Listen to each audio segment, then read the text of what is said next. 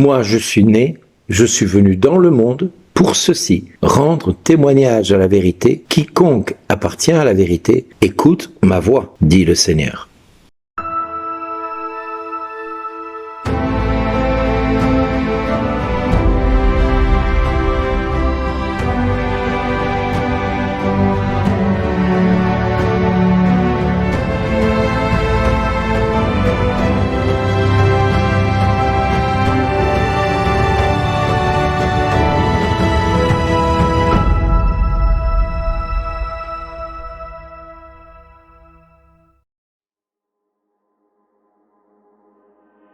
Bonjour les amis, aujourd'hui la parole de Dieu nous invite à écouter la passion de notre Seigneur Jésus-Christ et de méditer entre autres sur ce que Jésus a vécu pendant cette journée-là. Aujourd'hui, l'Église ne célébrera pas de messe, il y aura simplement un office de la parole avec la possibilité de recevoir le corps du Christ, mais il n'y aura pas de consécration, c'est le seul jour de l'année où il n'y a pas de messe en tant que telle.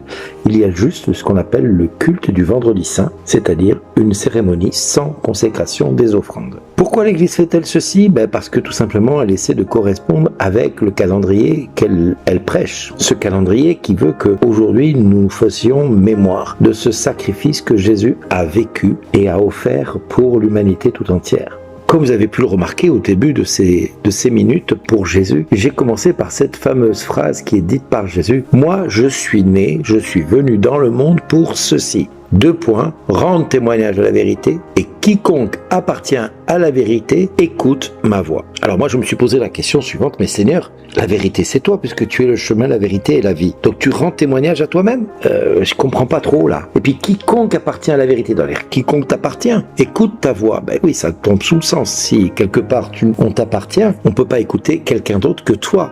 Cependant, quand je regarde la vie des apôtres, je me pose des questions. La question suivante, ils t'ont suivi, ils ont mangé, ils ont dormi, ils ont fait les fadas par moments, ils ont ri, ils ont dansé, ils ont chanté, ils ont peut-être prié avec toi. Et ces hommes-là, qui étaient là, qui ont tout partagé, alors qu'ils étaient prêts à tous à donner leur vie pour toi, bizarrement, il n'y a plus personne. Il n'y a strictement plus personne à tes côtés.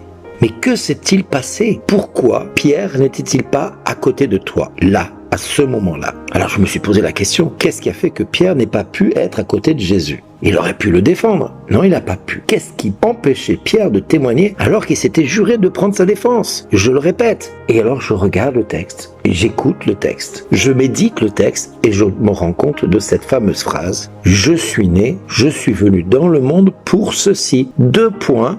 Rendre témoignage à la vérité, c'est-à-dire rendre témoignage à toi-même. Et puis, qui appartient à la vérité, écoute ma voix. Sauf que Pierre, à ce moment-là, il ne peut pas être à côté de Jésus pour la simple et unique raison, c'est qu'il n'est plus dans la vérité, puisqu'il ment à 3 reprises pour dire qu'il ne connaît pas ce Jésus.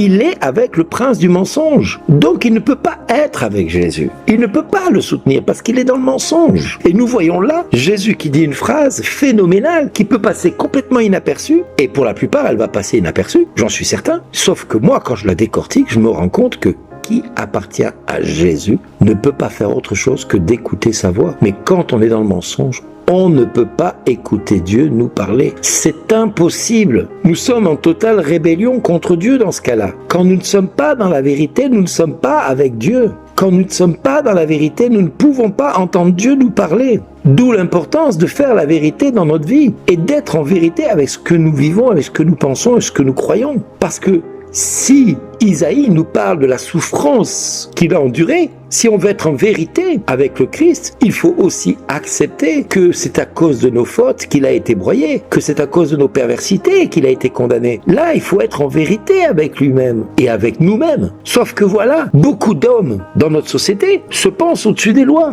se pensent au-dessus de tout et ils n'ont pas l'impression de faire ce que Dieu leur demande. Ils ne peuvent pas. Ils sont dans le mensonge. Ils ne sont pas dans la vérité. Ils n'arriveront jamais à faire ce que Jésus leur demande parce qu'ils refusent de se plier à la vérité. La vérité, cela impliquerait automatiquement qu'ils se reconnaissent pécheurs devant les hommes et devant Dieu, ce qui ne peut pas rentrer dans leur logiciel. C'est impossible pour eux et impensable pour eux. Alors, dans notre cœur, nous devons déjà nous réjouir parce que Dieu fait tout concourir à sa gloire. Ça, c'est une révélation qu'il ne faut jamais oublier. Et donc, s'il fait tout conduire à sa gloire, cela veut dire que même si nous sommes dans le mensonge à cette heure-ci, même si nous avons raté notre carême parce qu'on n'a rien pu faire pour le carême, il n'y a pas de drame, il n'y a aucun drame à ce moment-là. Parce que Jésus nous dit, ne serait-ce qu'à la dernière seconde, tu peux être mis en croix à côté de moi. Mais si de la croix, au lieu d'essayer de trouver hardir sur ce que tu vis, ce que j'ai vécu et ce que nous vivons ensemble, eh bien, si au lieu de dire tout ça, je dis Seigneur, je ne suis pas digne de toi, mais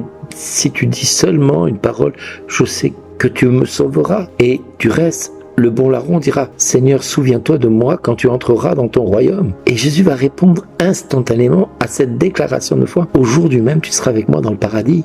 Ce qui signifie que rien n'est perdu avec le Christ. On peut être un Pierre et être dans le mensonge, mais rien n'est perdu avec Jésus. Même Judas aurait pu être sauvé. Seulement voilà, Judas n'a pas cru en la miséricorde de Dieu. Judas n'a pas pu penser que ce qu'il avait fait pouvait être pardonné. C'était impensable pour lui, parce qu'il avait trahi le maître. Et Pierre a trahi le maître aussi, sauf qu'il a cru en la miséricorde. Alors mes amis, ce matin, tu entends ces 7 minutes, et peut-être que dans ton cœur, il y a des choses qui vont pas encore, et que tu as besoin de faire table rase là-dessus. Alors prends rendez-vous avec le prêtre, va demander pardon pour ton péché. Ne reste pas avec ce fardeau sur les épaules. Remets-lui entre ses épaules, et dis Seigneur, voilà, j'ai péché contre le ciel et contre toi, je ne suis plus digne d'être appelé ton fils, mais dis seulement une parole et je serai guéri. Souviens-toi de moi quand tu entreras dans ton royaume, pour que je puisse entendre de toi. Aujourd'hui même, tu seras avec moi dans le paradis. Aujourd'hui même, tu seras appelé à être sauvé. Alors mon ami, à ce moment-là, tu pourras dire à tout le monde, joie au ciel, exulte la terre, car à grand pécheur que je suis, grande miséricorde m'a été donnée de participer et de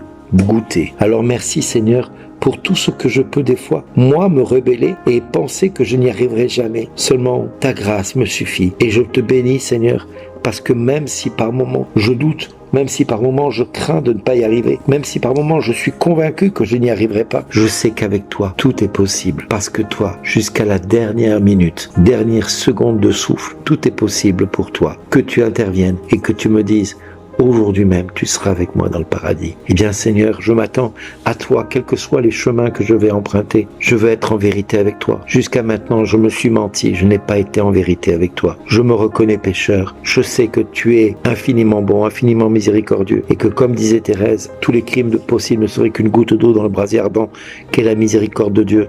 Alors, Seigneur, je m'incline devant ta face. Je te reconnais comme Seigneur, et je t'accueille. Je te reçois. Et je me donne à toi. Merci Seigneur de me faire miséricorde. Merci pour ce que tu vas accomplir dans mon cœur. Merci pour ce que tu vas faire dans le cœur de mes frères et sœurs. Merci Papa de me pardonner, de nous pardonner nos fautes et nos péchés par le sacrifice de ton Fils Jésus. Heureuse faute qui m'a valu un si grand Rédempteur. Amen. Merci d'exister.